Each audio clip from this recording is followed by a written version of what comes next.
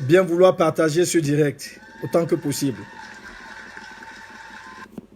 C'est pour ça que j'ai mis quelques morceaux de Bob Marley pour essayer de nous donner à écouter le message, notre message aujourd'hui par rapport au soutien total aux journalistes, aux grands journalistes et grands éminents journalistes J. Rémy Ngono, qui a été attaqué par la Sardinavie. Bonjour, bonjour, bonjour, bonjour à tous, bonjour le grand bœuf, bonjour à tout le monde. Bob Marley, il est très important parce qu'il permet il donne une force de résistance pas possible. C'est ce que j'ai d'une certaine moralité et puis d'un certain sens de responsabilité dans la diaspora, et nous ne pouvons pas laisser que les vautours s'emparent d'un éminent journaliste pareil pour détruire sa personnalité.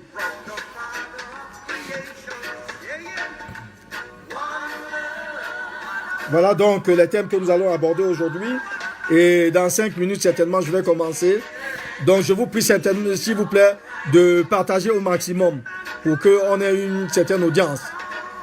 Jackson Congo, bonjour, bonjour, bonjour. C'est toujours bien que quand on regarde des messages, surtout des messages un dimanche pour le Conseil des Camerounais de la diaspora, qui entend dire ce que tout le monde, beaucoup de gens pensent plus bas, mais que nous allons essayer de débattre et de présenter à la diaspora, parce que la diaspora a aussi une existence, même si elle est oubliée au niveau des instances de la République.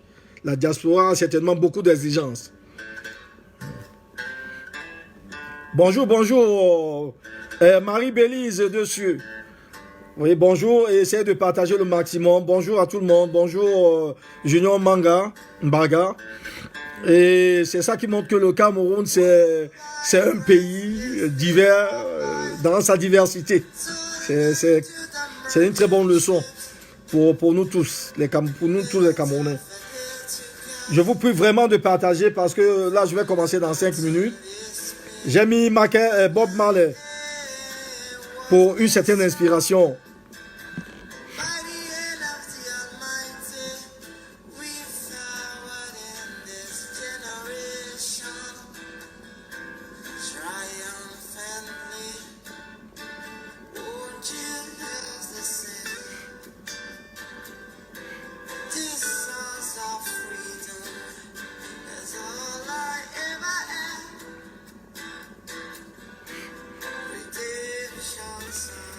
Nous avons vu les élections présidentielles passer, nous avons vu les élections législatives passer, les élections municipales, les élections régionales, et maintenant le Cameroun.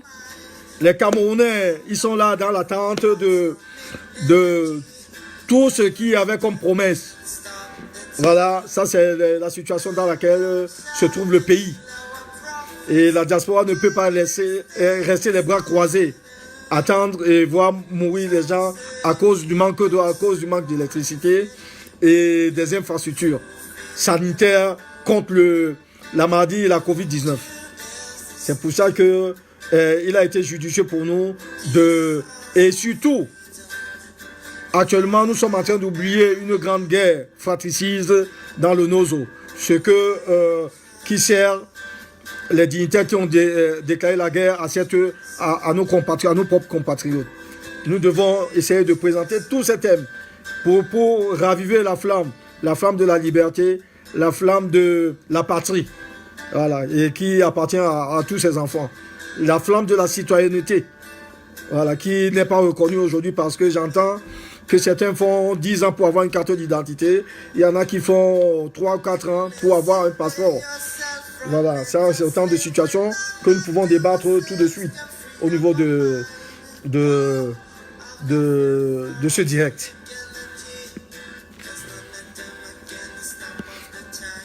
Bonjour, bonjour, bon dimanche. Réchauffez-vous, réveillez ceux qui sont encore au lit pour essayer de suivre ce direct que nous avons voulu partager avec le peuple camerounais, de la diaspora et celui de l'intérieur. Donc aujourd'hui, et comme je vous ai dit, je vais commencer dans bientôt d'ici 4 minutes. Pourquoi? Parce que nous avons 3 thèmes à développer ce dimanche. Il s'agit là du soutien total de la diaspora camerounaise à l'endroit de notre éminent journaliste J. Rémy Ngono, qui a été attaqué par des journaleux et certains journaux au niveau du Cameroun. Et nous ne pouvons pas laisser cet acte, cette barbarie continuer. C'est pour ça que le Conseil des Camerounais de la diaspora va passer un message pour dire à ces gens qui doivent arrêter cet acharnement. Il y a un deuxième point qui est très important aussi, c'est la situation politique actuelle au Cameroun. Parce que cette situation, elle est dans les... Comme je vous ai dit, bonjour. Bonjour à tous et à tous. J'espère que certains sont rentrés des églises. Et bonjour Séverin Yanke. Et bonjour à tout le monde. Jackson Congo et tout le monde. Le doyen Beu, si vous pouvez aussi partager. Donc, je disais que en ce dimanche 18 avril 2021, le Conseil des Camerounais de la diaspora a voulu faire une communication à 13 heures précises, mais avec quelques minutes de retard. Nous avons essayé de partager et de diffuser une musique de Bob Marley qui sert d'inspiration pour la résistance que nous menons depuis 2018. Et cette résistance-là, il faut puiser de l'énergie quelque part. Nous puisons cette énergie dans des échanges. Nous puisons cette énergie aussi dans des morceaux qui sont d'une forte inspiration, qui donnent une certaine force et une certaine énergie. Voilà. Donc aujourd'hui, notre communication va se baser sur 3 sujets. Le premier sujet sera notre position avant le sommet France-Afrique. Le deuxième sujet, nous parlerons de notre soutien total à J. Rémy Ngono, l'éminent journaliste qui a été attaqué ces derniers temps.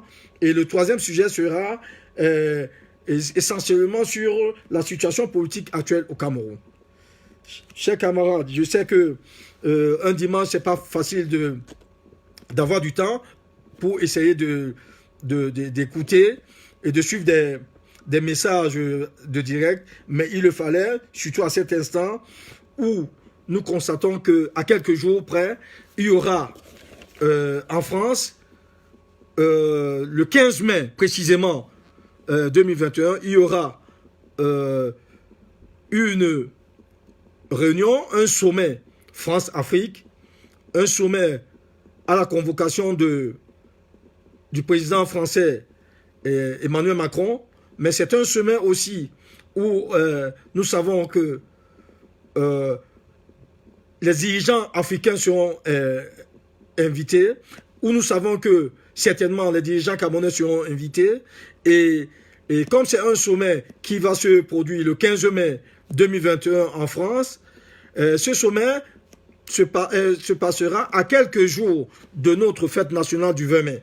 C'est pour ça que le Conseil national, le Conseil des Camerounais de la diaspora, a trouvé important de sommer et de venir vers le gouvernement illégitime du Cameroun, vers le gouvernement français et vers l'opinion internationale pour essayer de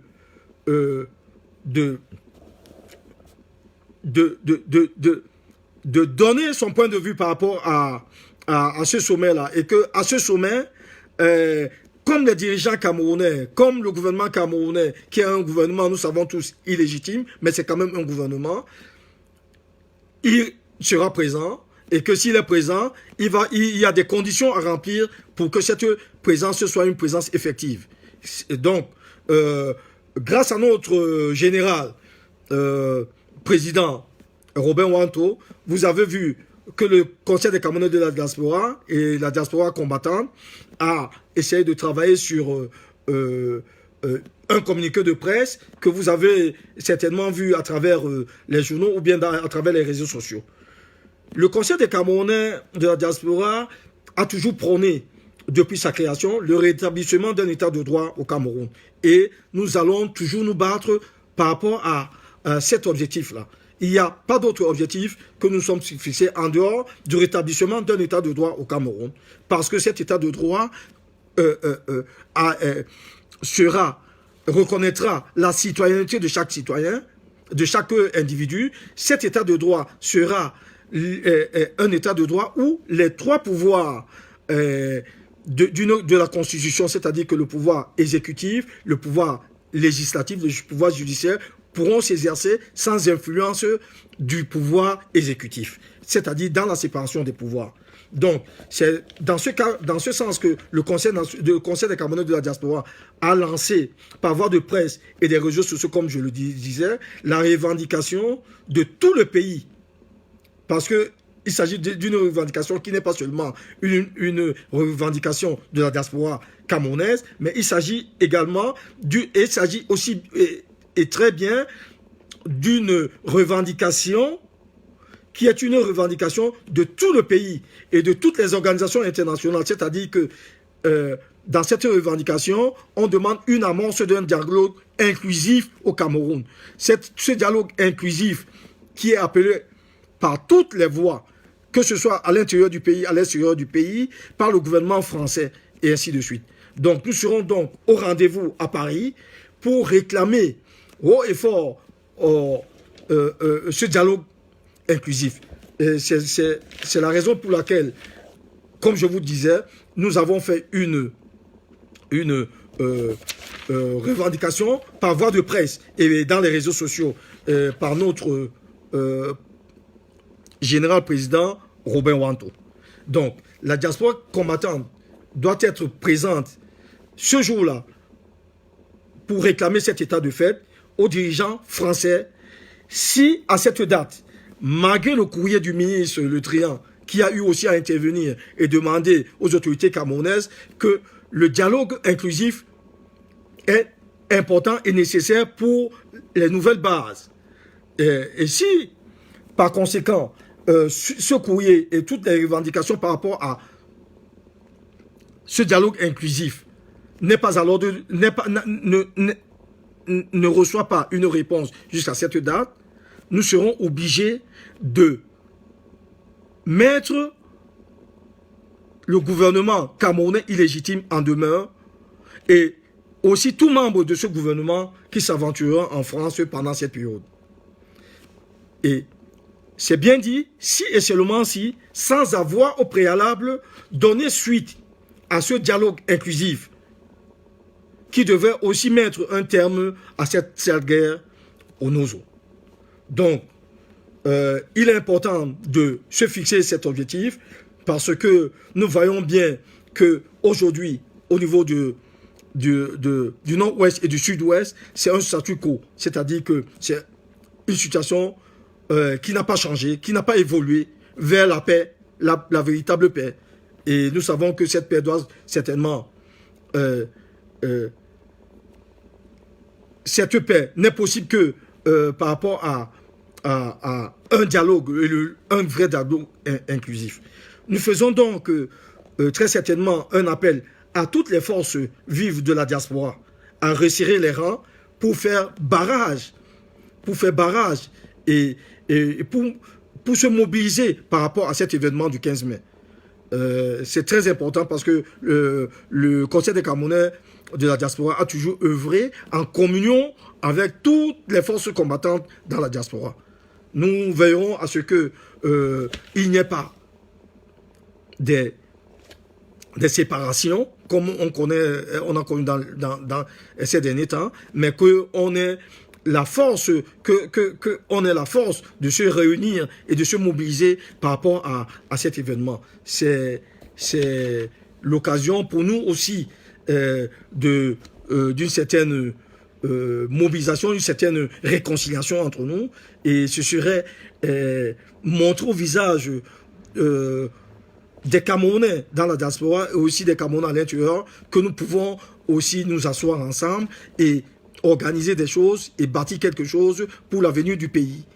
Ce dont les Camerounais seront fiers. Donc, voilà. Ça, c'est le premier point dont je voulais dire, c'est-à-dire que le Conseil des Camerounais de la diaspora, avec la diaspora combattante, nous sommes convenus qu'il y a une mise en demeure par rapport à la présence de tout gouvernement, tout membre de notre gouvernement pendant la période de ce sommet du 15 mai 2021 en France. Cela ne sera possible si, à cette date, malgré tous les courriers, malgré nos revendications, il n'y a pas un dialogue inclusif au niveau du Cameroun, alors là, cette mise en demeure sera effective. Ça, c'est le premier point où il fallait passer ce mot et ce message.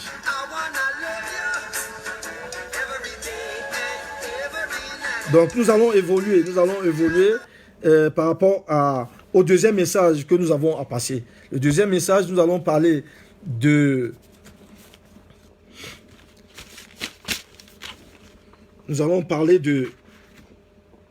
notre soutien, comme nous avons tantôt dit, au journaliste J. Rémy Ngono, qui a été vilipendé ces derniers temps, et nous ne pourrions pas croiser les bras et voir que pendant que notre pays traverse l'un des pires moments, l'un des moments les plus sombres de notre histoire, nous, la diaspora, dont le CCD fait partie, nous sommes vraiment concernés à voir que des journalistes, nous savons bien que des journalistes, pour devenir du journaliste, on peut passer par des écoles.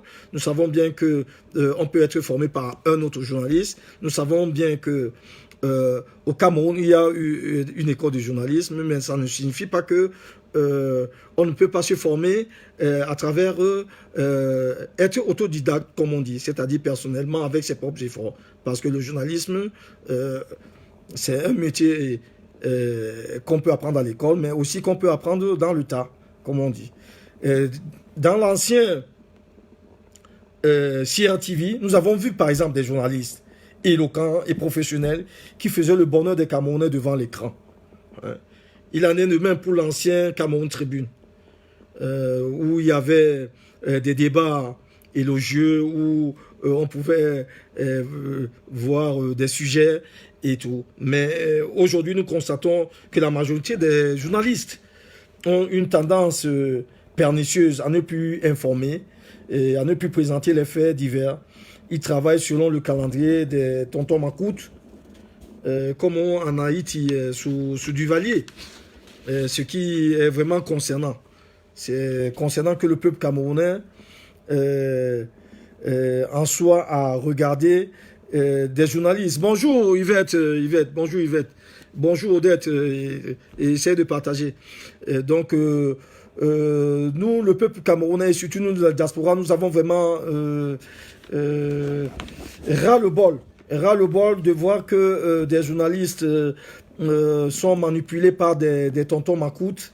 C'est-à-dire que des tontons macoutes, c'est-à-dire que des gens qui sont tellement organisés et qui sont prêts non seulement à s'acharner sur des gens qui luttent pour les droits humains, les droits de leurs citoyens, mais aussi prêts même à l'assassiner, rien que par rapport à des convictions qui respectent une constitution, qui respectent la justice et le droit.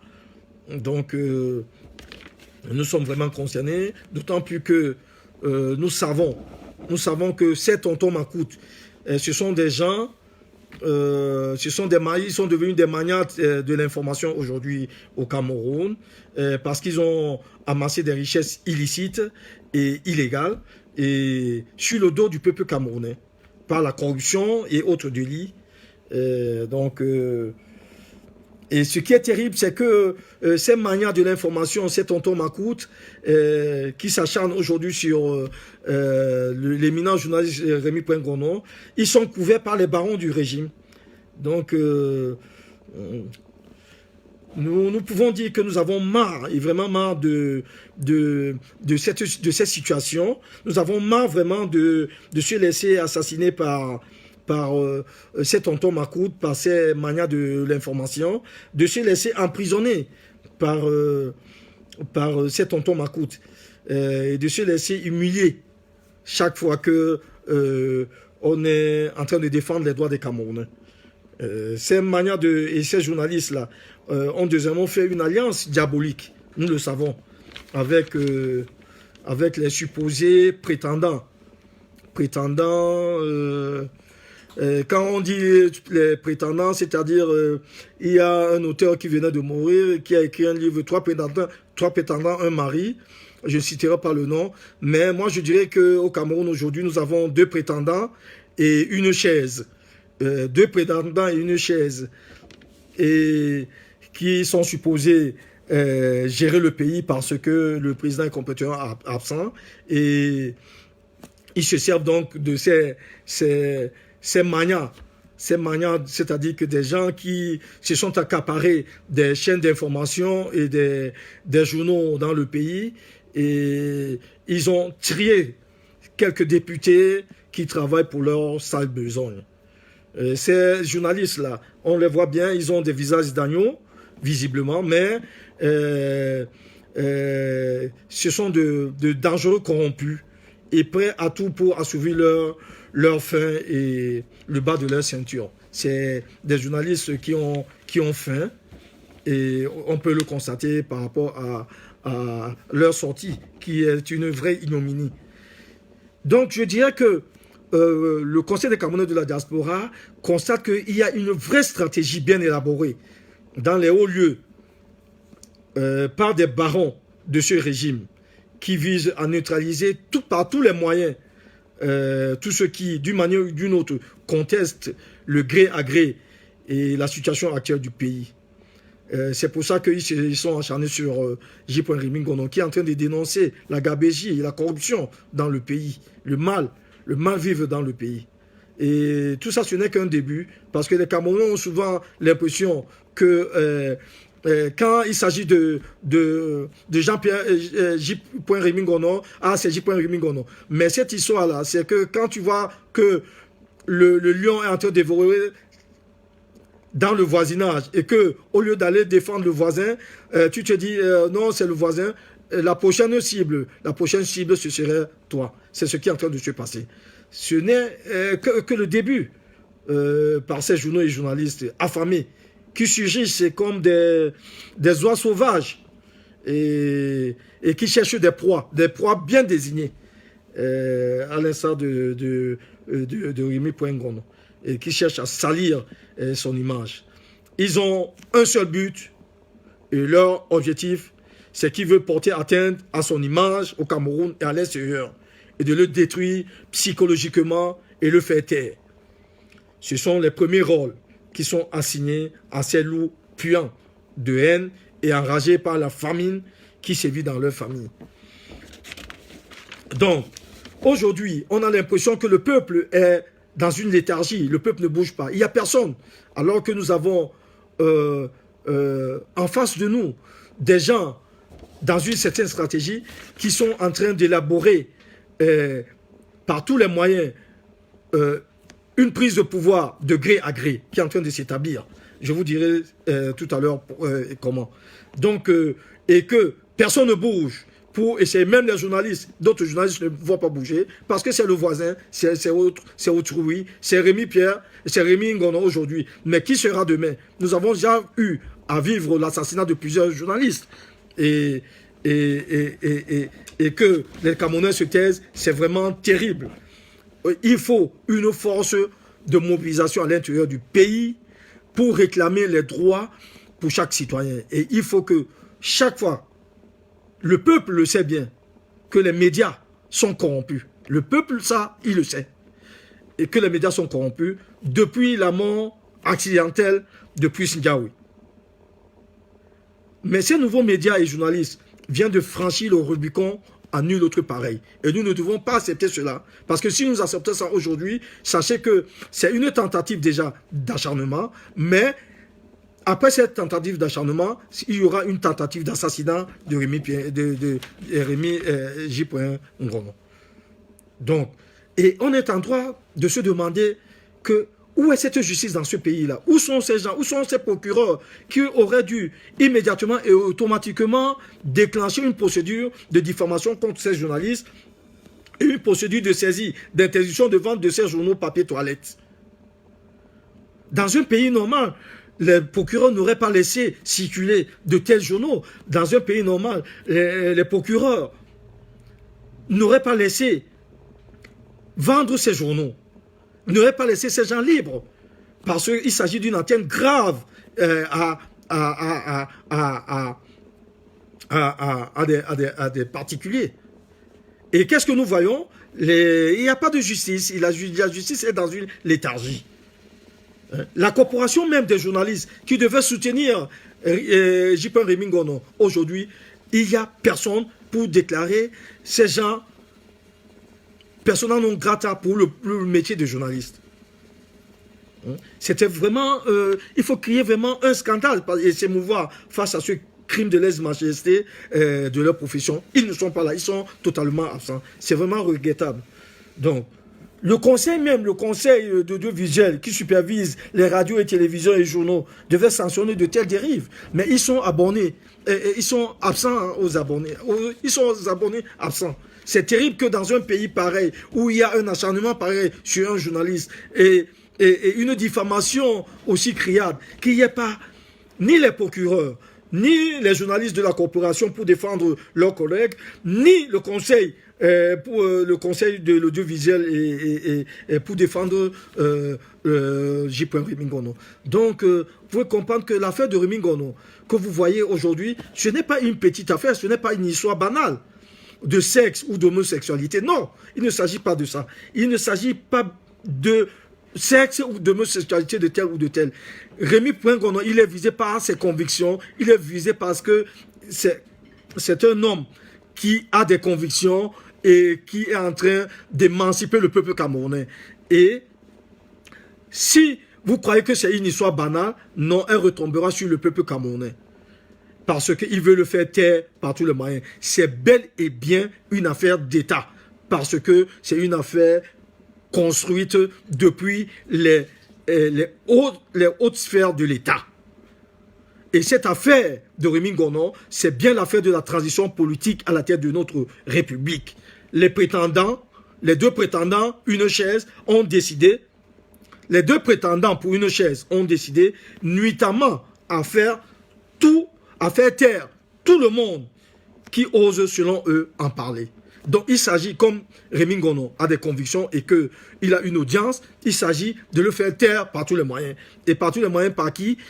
Uniquement par les deux prétendants. Et je vous le dirai tout à l'heure. Les deux prétendants sur la chaise qui est vide actuellement et que tout le monde connaît parce que c'est un secret de polichinelle que la chaise est vide actuellement et les deux prétendants veulent l'occuper par tous les moyens et ils ont une alliance qu'ils ont faite pour essayer de mettre hors d'état de nuit toute personne qui parlerait de la transition politique qui est en train de s'opérer à la tête de notre République. C'est une stratégie bien élaborée, je vous dis, et le Conseil des Camerounais de la diaspora est en train de le redire que ne pensez pas que c'est une histoire banale de J.P. Rémy Ngono, mais c'est plutôt une stratégie bien élaborée qui commence par le bâillonnement de la parole et ceux qui parlent, et qui va continuer par des emprisonnements, comme nous constatons avec l'affaire Pochuta, et qui continue également par le bannissement, c'est-à-dire que si tu ne peux pas être bâillonné, si tu ne peux pas être emprisonné, et si tu ne peux pas être emprisonné, tu seras banni, c'est-à-dire que tu vas aller ailleurs pour exercer ta profession. Et enfin, ce qui est plus grave, il s'agira aussi enfin des assassinats de journalistes. Aujourd'hui, vous voyez l'affaire Pochuta, ce n'est pas une mince affaire, ce n'est pas l'affaire de Pochuta, c'est une affaire qui est bien et derrière une stratégie bien élaborée, je vous le dis. C'est une stratégie qui commence par le bâillonnement, par l'emprisonnement, par le bannissement et enfin par les assassinats. Peuple camerounais, réveillons-nous pendant qu'il est encore temps. J.P. Rémy Ngono est un héros vivant, car vous savez bien qu'il a subi le bâillonnement. Et vous savez bien qu'il a été en prison. Vous savez bien qu'aujourd'hui, il est en train de vivre le bannissement parce qu'il est exilé politique en France. Donc, la prochaine étape, vous savez bien, comme je venais de le décrire, que la stratégie est bien élaborée. Le bâillonnement, l'emprisonnement, le bannissement et l'assassinat. Donc, ils ont déjà, sur Rémy Ngono, ils ont déjà réussi à le bâillonner au niveau du pays. Ils ont déjà réussi à l'emprisonner au niveau du pays. Ils ont reçu son bannissement. Maintenant, ils s'acharnent sur lui pour la dernière étape, qui est l'étape de l'assassinat.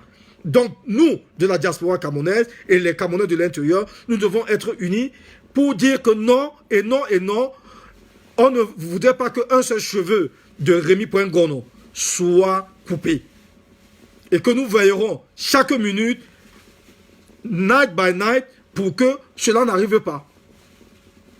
Pour que cela ne se produise pas. Parce que s'ils atteignent leur objectif, c'est-à-dire que le bâillonnement, l'emprisonnement, la prison et les assassinats des journalistes, c'est la République qui est morte. Parce qu'une République sans journalistes, c'est une République, c'est une tyrannie. C'est une dictature, comme on est en train de suivre ces étapes-là au niveau du pays. Et ce qui est grave, c'est que ces journalistes, ce sont des journalistes qui parleront toujours de la transition politique qui est en train de s'opérer sous nos yeux. Le gré dont on parle tout le temps est en train de s'opérer sous nos yeux et sans que personne ne bouge. Personne ne bouge. Voilà. Si le professeur Kanto ne bouge pas, si d'autres forces vives ne pourront pas bouger. Et je vous en dirai plus tout à l'heure, dans la suite de notre message aujourd'hui, le message du Conseil des Camerounais de la diaspora. Donc, nous exigeons les sanctions disciplinaires et judiciaires à l'égard de ces contrevenants journalistes et journaux. Le Conseil des Camerounais de la diaspora l'exige à partir de ce jour qu'il y ait des sanctions disciplinaires, qu'il y ait des sanctions judiciaires à l'égard des contrevenants journalistes et journaux. Dans le cas contraire, nous allons exiger et demander solennellement le boycott de ces organes de presse et porter plainte au Cameroun et dans tous les pays étrangers où se trouve implantée la diaspora camerounaise. C'est aussi important à souligner que nous n'allons pas laisser faire. Nous allons agir et dans les plus brefs délais parce que nous ne tolérerons jamais que des journalistes soient bâillonnés, emprisonnés à cause de leurs convictions, à cause du respect de la constitution de notre pays. Nous ne laisserons jamais que la perversité, la perversion des valeurs ait droit de cité dans notre pays. Donc nous allons, comme je vous ai dit, demander le boycott de ces organes de presse et porter plainte au Cameroun et dans tous les pays étrangers où se trouve implantée la diaspora camerounaise.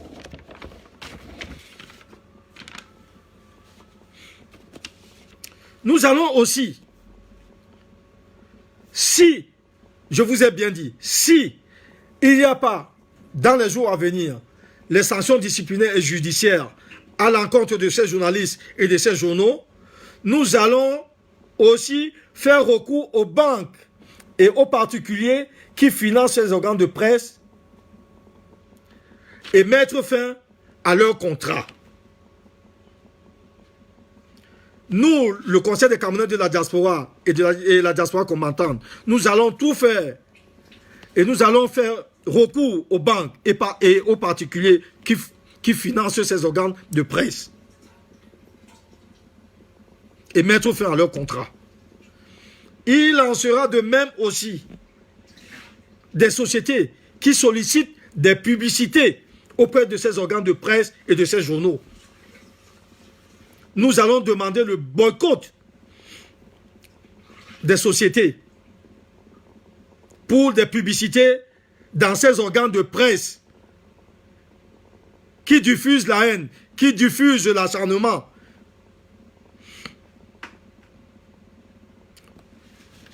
Nous profitons aussi pour demander à la JICAM de faire sa part de devoir civique en demandant aux sociétés affiliées à la JICAM de geler tous les contrats de publicité envers ces organes de presse. Essayez de porter ce message parce que nous n'allons pas tolérer que à chaque fois qu'il y a un éminent journaliste qui essaie de travailler d'une manière correcte, qu'il y ait un acharnement, qui est un acharnement déjà verbal, mais qui certainement Ils veulent détruire l'image même de J. Rémy Ngonon à l'intérieur du pays, à l'extérieur du pays. Je dirais aussi un mot à notre cher Rémy, que nous sommes là. Nous savons le travail et le service que tu rends à la société camerounaise, à ton pays, le Cameroun, que tu as toujours aimé. Et que nous, la diaspora, le Conseil des Camerounais de la diaspora et la diaspora combattante, nous serons toujours auprès de toi. Sois fort pendant ces moments aussi difficiles. Mais sache que tu n'es pas seul.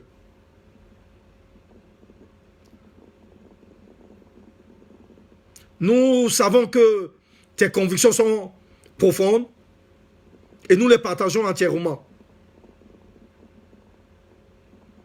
Et nous serons toujours à tes côtés pour vaincre cette dictature qui a déjà coulé tant de sang de nos compatriotes. Ton dévouement n'est plus à démontrer pour ton pays, ta patrie. C'est aux autres de démontrer aujourd'hui que ils sont capables de faire autant que toi, cher Rémy. Comme je disais tout à l'heure, l'affaire de Rémy Ngonon, ce n'est pas une affaire banale. C'est une affaire de la transition politique qui s'opère au pays. Et vous pouvez bien le comprendre aujourd'hui où la situation politique est complètement bloquée. Elle est bloquée pourquoi? Oui, après avoir pris le pouvoir par la force, en octobre 2018, comme toujours, ils prennent le pouvoir par la force. Après les élections législatives, après les élections municipales et régionales, et après leurs installations dans ces postes, le Cameroun est dans une impasse. Rien et rien n'est possible aujourd'hui. Rien, aucune action, aucun acte, aucune résolution, aucune décision concernant la vie des Camerounais. C'est bien de prendre le pouvoir par la force, dans l'illégitimité totale. Et c'est même à la limite cruel de prendre le pouvoir sans programme politique et sans projet politique. C'est à la limite même suicidaire. C'est bien de prendre le pouvoir par la force, comme ils ont pris le pouvoir depuis 2018, depuis octobre 2018. Et dans ce cas d'espèce, nous vivons les temps de l'inaction, les temps de l'incertitude et les temps de la théâtralisation de la vie politique et publique. Ce gouvernement qui sait qu'il est illégitime est dans l'impasse totale. Mais ce gouvernement est dans une impasse totale par manque de programme, de projet politique. Parce que leur prise au pouvoir par la force n'était pas sous-tendue par un projet politique.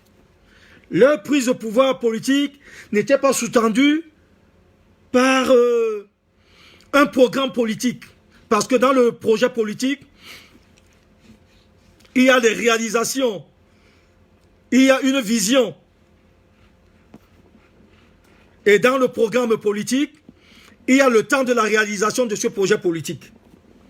Donc, ils ont tout fait pour prendre le pouvoir par la force, comme ils croient bien le faire.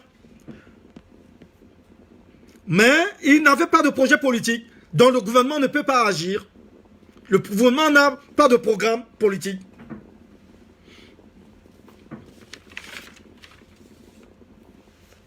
Cette impasse politique est surtout là, devant nous.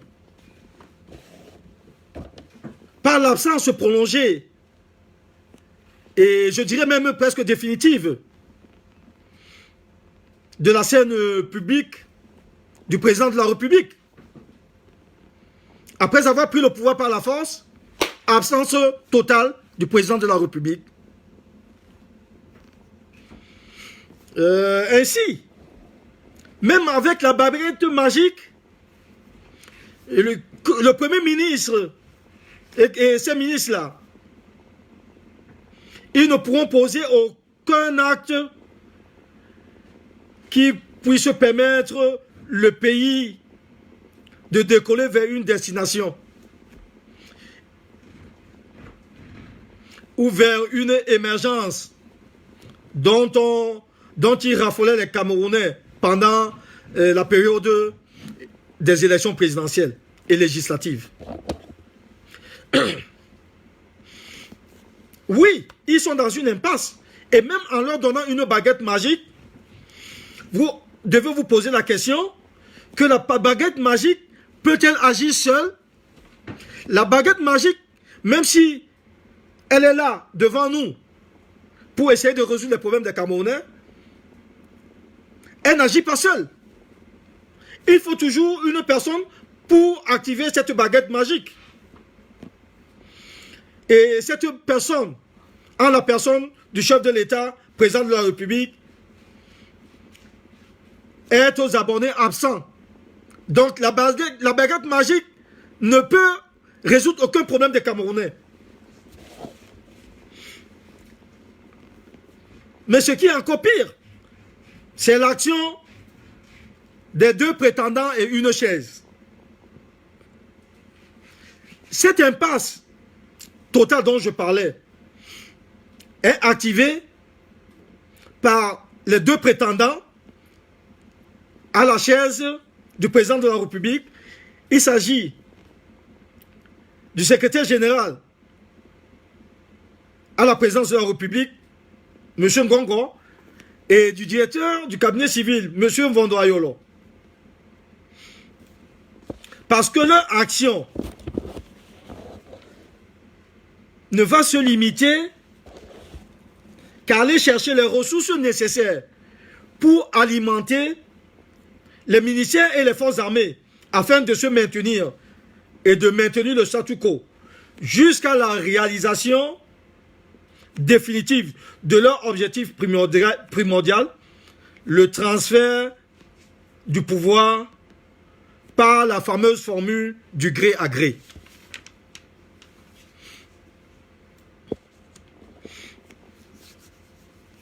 Donc, c'est une situation inédite au sommet de l'État, qui est le centre névralgique et stratégique du pays, et qui est devenu le centre de complot et de conflits et de conspiration contre les citoyens.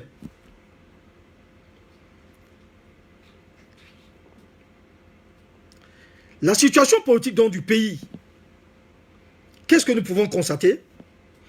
Nous pouvons constater que la guerre dans le Nozo continue. Le Covid et ses dégâts, la Covid-19 et ses dégâts, elle est présente. L'exécutif est amorphe, personne ne peut rien faire parce qu'il n'y a pas de programme et de projet. Il n'y a pas de projet, il n'y a pas de programme politique.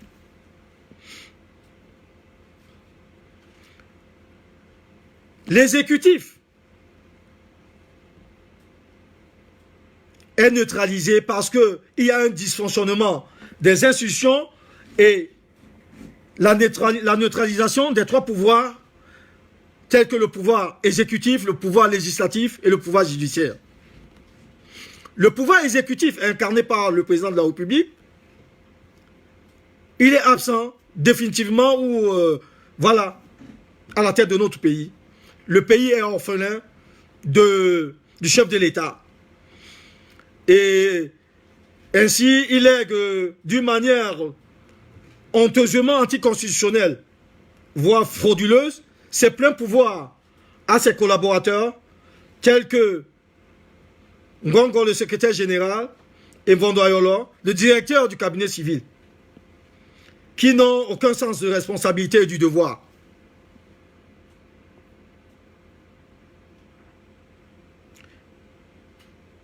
Pour le Premier ministre, n'en parlons pas. Où sont ces juristes? Où sont ces élites camerounaises pour porter plainte contre ces actes anticonstitutionnels d'un coup d'État qui ne dit pas son nom? Comment se fait-il que le pays est géré aujourd'hui par ces deux prétendants pour une chaise qui sont en train de gérer le pays en aventurier avec tous les corps, avec tous les coups bas possibles entre eux et entre les ministres, à leur tête le Premier ministre masqué, sans portefeuille et sans pouvoir. C'est là où le Conseil des Camerounais interpelle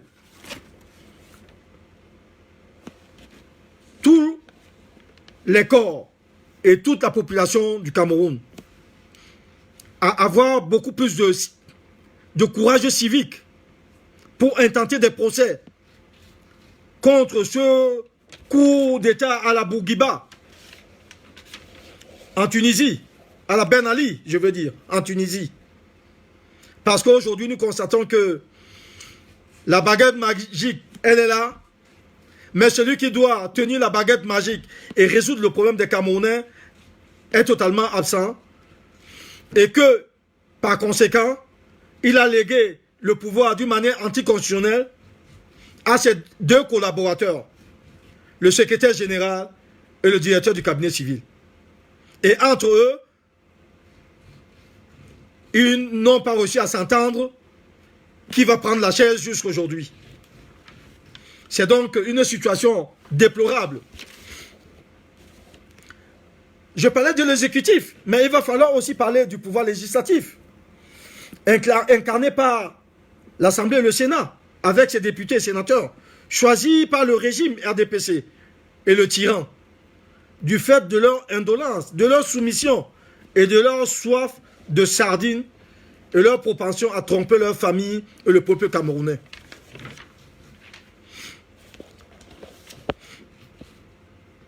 L'état de l'opposition, dite parlementaire, est catastrophique. Leur vrai travail aujourd'hui consiste à neutraliser la vraie opposition patriotique, non parlementaire, par tous les moyens. Leur second rôle est de rendre crédible la fausse séparation des pouvoirs en percevant leur per diem, jusqu'à la lie du peuple camerounais et jusqu'à la fin de leur mandat.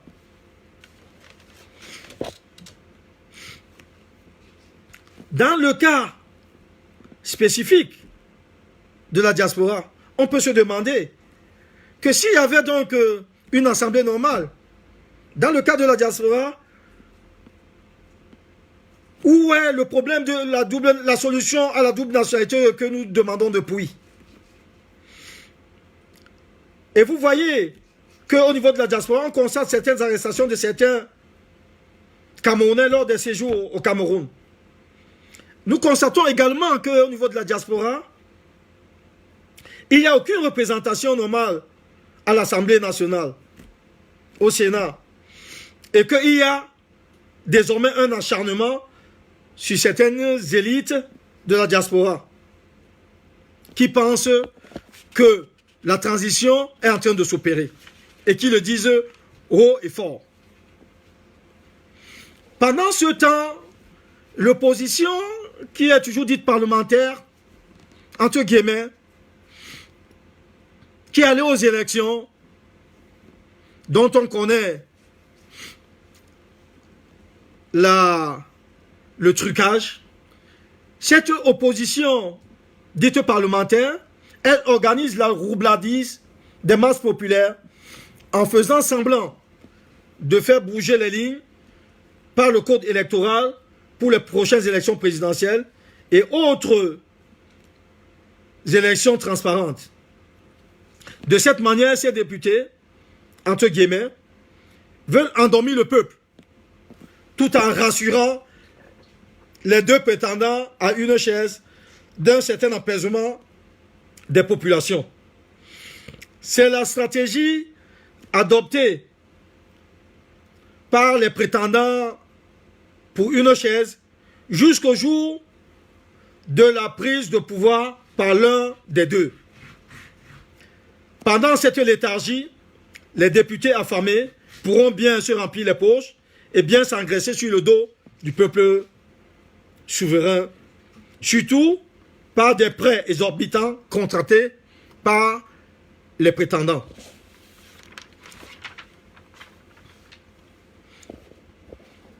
Après les élections présidentielles, législatives, municipales et régionales,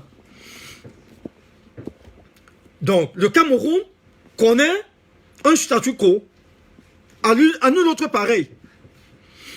Les budgets qui sont détournés et un cadre indéfini et illimité des pouvoirs de Yaoundé sur toute l'étendue du territoire et sans aucune évolution économique, politique ou sociale. On se rend encore aujourd'hui compte que tout est concentré à Yaoundé entre les mains du secrétaire général et du directeur du cabinet civil, adoubé par le Premier ministre et les autres ministres. L'État est devenu une affaire de prébendiers.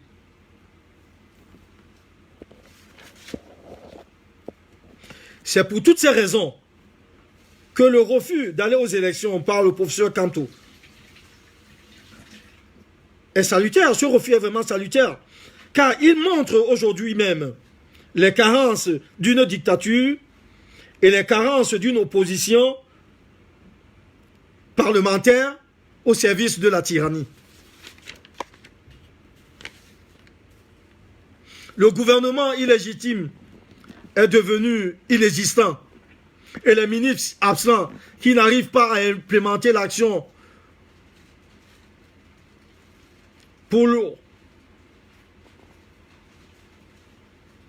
ils n'arrivent même pas à implémenter l'action pour laquelle ils sont nommés.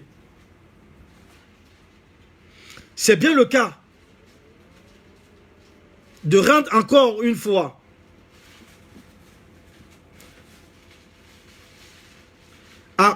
c'est bien le cas de redire encore une fois qu'il n'y avait pas de programme politique élaboré, ni de projet politique. Leur seul programme, c'était la conservation du pouvoir et la prise de pouvoir par la force.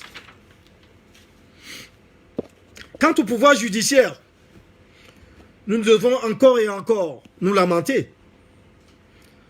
À qui, et on peut bien se poser la question, à qui profite cette situation d'absence totale de la justice dans notre pays?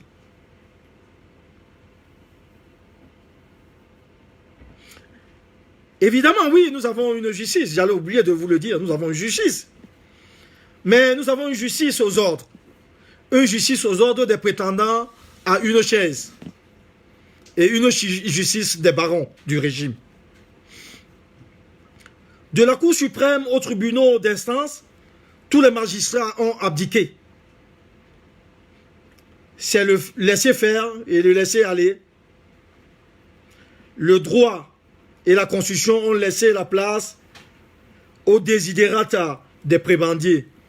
C'est la loi de la jungle qui règne dans le pays de nos ancêtres.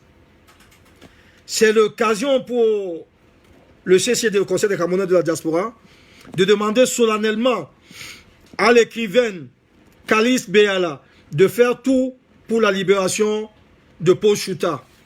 Parce que je le disais tantôt, ce n'est pas une affaire de Paul Chouta, mais c'est l'affaire d'une stratégie bien élaborée par les hautes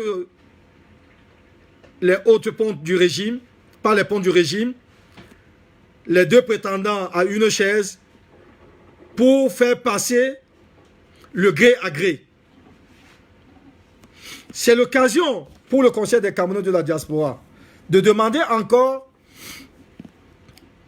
une fois la libération de tous les prisonniers politiques y compris Ayoub Tabé et nos compatriotes anglophones pour le règlement définitif de la crise du Nord-Ouest et du Sud-Ouest. C'est l'occasion aussi pour le Conseil des Camerounais de la diaspora de demander encore une fois la fermeture définitive de la prison de Nieurbel et de Kondengui, surtout en ces temps de Covid-19, et de construire de nouvelles prisons modernes dans les localités avoisinantes pour les prisonniers de droit commun.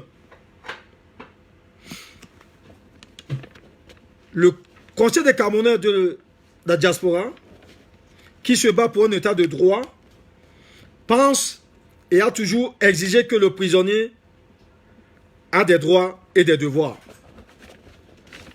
Les prisonniers ne sont pas des animaux, ce sont des gens qui ont des droits et des devoirs. Le Conseil des Camerounais de la diaspora encourage aussi toutes les initiatives concourant à l'objectif d'un état de droit et par conséquent, la dernière rencontre aussi entre les derniers partis présentant des candidats à l'élection présidentielle de 2018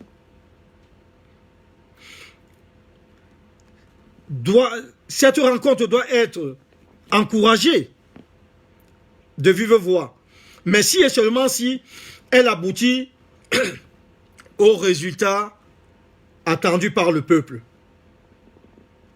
Ces rencontres ne sauraient être des pièges. Selon le dicton, il faut embrasser l'ennemi afin de l'étouffer.